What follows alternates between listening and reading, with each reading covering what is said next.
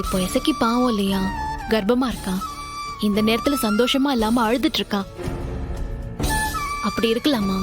எங்களுக்கு மட்டும் சந்தோஷமாவா இருக்கு? அதுக்கு நாம என்னட்டி செய்ய முடியும்?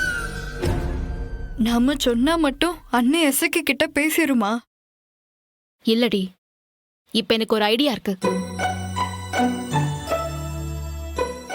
என்ன மைனி? உங்க எல்லாருக்குமே சண்முகம் தானே அம்மா மாதிரி. அப்ப மதர்ஸ் டேக்கு உங்க அண்ணனை வச்சு கேக் வெட்டி கொண்டாடிடலாமா? நல்லா இருக்கத்தா. அட, இது சூப்பர் ஐடியாவா இருக்கே. நான் உடனே போய் கேக் வாங்கிட்டு வரேன். ஏய், இருடி. இங்க வச்சு கேக் வெட்டினா அதுக்கு இசைக்கு வர முடியுமா? இல்ல அவ வந்தாதான் உங்க அண்ணன் சும்மா விட்டுருவானா? அப்போ எங்க வச்சு கேக் வெட்டுறது மைனி?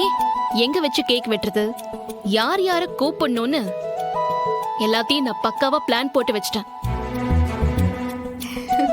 நீங்க எல்லாரும் கூட வரீங்க, அவ்வளவுதான். எடி, அதை விட வேற என்ன வேலை இருக்கு? எனக்கு இன்னைக்கு ஸ்கூல்லயும் வேலை இல்ல.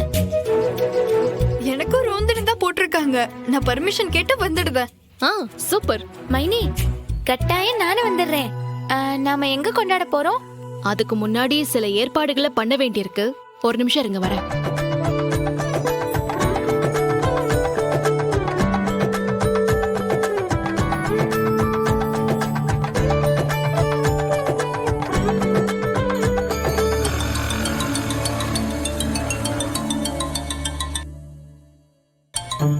சொல்லுங்க டாக்டர்மா, சண்முகம் என் கூட இல்லையம்மா? அண்ணன், நான் அதுக்காக போன் பண்ணல. இது வேற ஒரு விஷயம், முக்கியமான விஷயம். நீங்க உடனே வீட்டுக்கு வர முடியுமா? இதோ 10 நிமிஷத்துல வந்துடும்மா.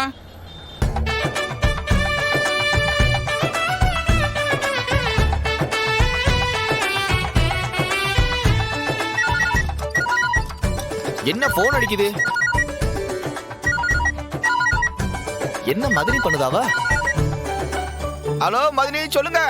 நான் கடையை திறக்க போய்கிட்டு இருக்கேன். என்ன வீட்டுக்கு ஏதாவது வேணுமா? டேய், நீதான் வரணும்டா.